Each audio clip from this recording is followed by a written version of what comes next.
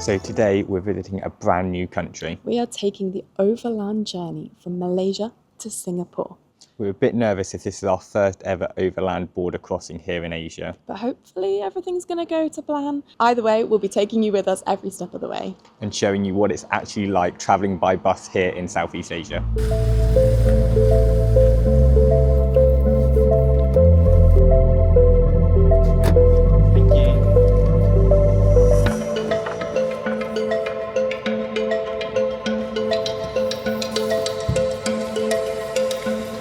So it's 6 a.m. now and we have just got a grab to the bus station. We have picked up our tickets. We've booked our tickets online through 12 Go Asia, but if you do that, then you still need to go to the counter when you get here to print your boarding pass. They don't accept it on your phone, so you still have to go to the counter. At most bus stations, you have to pay some kind of fee. It does vary. It's normally between around 0.7 and like 2 ringgit per person. I've always had such great experiences at Malaysian bus stations. There's normally so many facilities, shops, cafes, places to sit, but we've got about a 30-minute wait now before our bus arrives.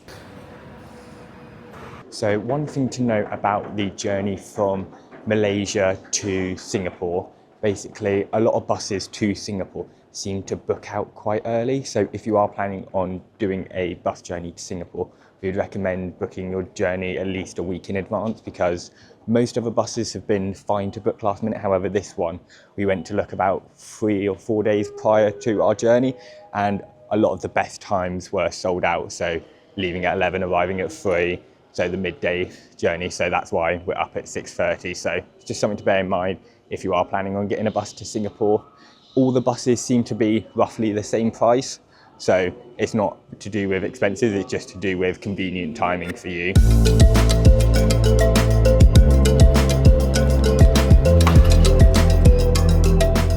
We've just made it into like the departure area, so make sure you get to this part quite a bit before your bus is ready to leave. So here's a few things we bring when we're travelling on buses anywhere in Southeast Asia, regardless of where it is. So always have a little bag full of like some snacks and some water, because depending on the journey length, they don't always stop. So make sure you have enough food and water. Also bring a warm jumper, because sometimes they put the aircon on really high and it can get quite cold. And also download some form of like offline entertainment, whether it's on your phone or something, just because most of the buses here don't have Wi-Fi. Even if they say they have Wi-Fi, they don't necessarily have Wi-Fi. So when booking your bus, it's always worth double checking reviews. We kind of didn't do that on our last one and ended up with an awful bus with no seatbelts or anything like that. So we did for this one, and the reviews are glowing. So we would always recommend being one of the first on the buses, because sometimes this area can fill up quite a lot. So just make sure your bag is in there secure. So try and get on there first. Most of the buses you reserve seats, so it doesn't matter too much when you actually get on. So let's go see what the inside's like.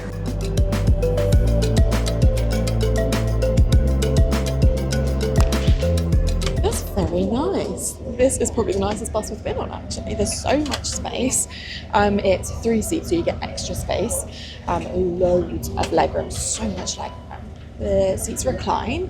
They are in like a slightly more reclined position than I personally like, but it also will mean that I will sleep on this journey. But yeah, really nice bus, very clean. Apparently there's Wi-Fi on board as well, which sometimes is advertised and doesn't actually work. But we'll give it a go.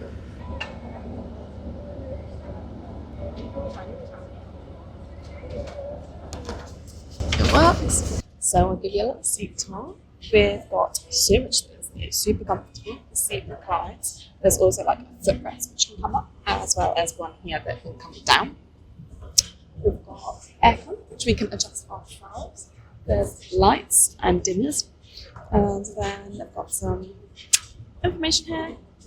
Apparently for the border crossing, we have to have our Singapore arrival card, which we've done. You can't have any chewing gum, you can't have any guns, you can't have any tortoises, which are obviously all in the same lines. One thing that's worth noting is that on Malaysian buses, it's against the law to have toilets on board. So make sure you go to the loo before you go, and at any stop that you can, just go, because you never know, and there's no toilets on board. Apparently though, if you do need the loo, if you talk to the driver, they're normally more than happy to stop you anyway. And there's also some USB ports on the seats in front, so you can charge your phones on the way. So because our bus departs at 6:30 in the morning, and we've been up since 4:15, I don't think we're going to be doing much on this bus other than sleeping, but it's useful to have. We've just pulled away from the bus station. They've turned all the lights off, so hopefully people can get some sleep. But it's about a 4-hour journey to Singapore, so the next stop we'll see you is at the Singapore border, where hopefully everything goes nice and smoothly.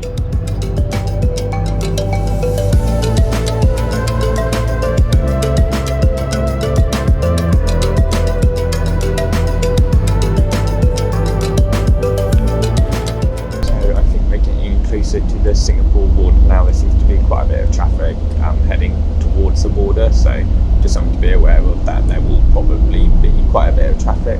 So one bit of advice when booking transport, especially buses in Southeast Asia, for a lot of the places, especially capital cities, there seems to be multiple drop-off destinations.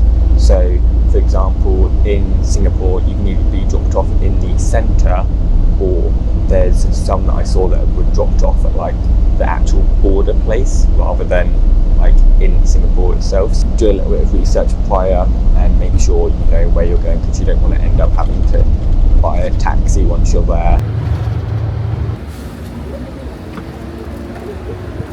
So we're about half an hour away from the border from Malaysia to Singapore, I believe, and we've just had a little stop just to be able to stretch our legs. There's a toilet to go to. There's no like shops or anything to get anything from. There's a couple of vending machines over there, but nothing like significant, so make sure you do bring your own stuff. But yeah, it's just nice to be able to get off, stretch your legs a bit and be outside. So the stopping lasted about 10 minutes, so make sure you don't hang around for too long.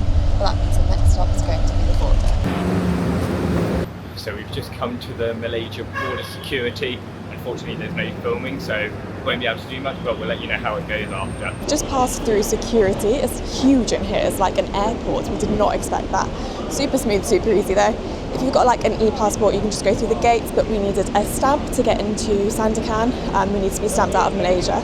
So they were more than happy to do that for us. When you get out, you will see platform A or platform B. All the coaches go from platform A, and then more like the smaller local buses go from platform B. Now let's get back on the bus. If you miss the bus, you can take Singapore bus, go inside the Singapore. Okay? So the driver has just briefed us on the Singapore crossing. We have to take all our bags off. Everything, plastic bags, everything from underneath the bus, everything has to come off with us. We then go through the checkpoint. The bus is going to wait for half an hour. If we miss that bus, we can either get on one of the local buses to take us down to Singapore itself. It's only about 20 minutes, 30 minutes. Or we can wait for the next bus of this provider. I'll show you my ticket and we can get on that instead. Fingers crossed we don't miss it though. So one thing that was quite funny is at the Malaysia border where there's the A and B bit, you could tell who the locals were because they went straight to A, whereas all the people who clearly aren't from here, we all stood around for a bit, had no idea where we were going. One person went to B, so we all just followed and then went down and then saw our driver on the other side waving at us. So then we all came back up and all the locals were still already on here, and it was all the tourists who had to come back on in like the walk of shame. So if you are getting a coach, make sure you go to A, not B. Just had our first glimpse of Singapore. So we made it. We got through security, through passport control, and we are back on the bus, the same bus that we started on. So that is a success if you ask me. It was very much just like an airport, like you go through passport control. It was the e-gates. Someone, not naming names, got stuck at his for ages because apparently he doesn't have thumbprints. You go through the security gates and then you go through, you queue up, and then you have to put all your bags through a scanner. You pick them up, you leave, you get back on your bus. Pretty simple really. You're not allowed like cigarettes or e-cigarettes. Vapes are banned in Singapore completely, so don't bring those in. And if you've got cigarettes, there was a bin to like bin them before you went through the bag scanners. So, and you're also not allowed chewing gum. Chewing gum's banned here as well. So welcome to country number 17, Singapore. It should now be a 20 to 30 minute journey to the centre, so it's not far at all. It's a very small country. One thing to note is that once you cross the border, the Wi-Fi suddenly seems to no longer work. So if you need anything downloading or accessing the internet, either make sure you've got a SIM card, an eSIM, or download it before you reach the border. But when we get to the city centre, when we're off the bus, we will let you know exactly how much this entire journey cost us. So we're about 10 minutes into the journey and it's just started raining, so it's a good start to Singapore.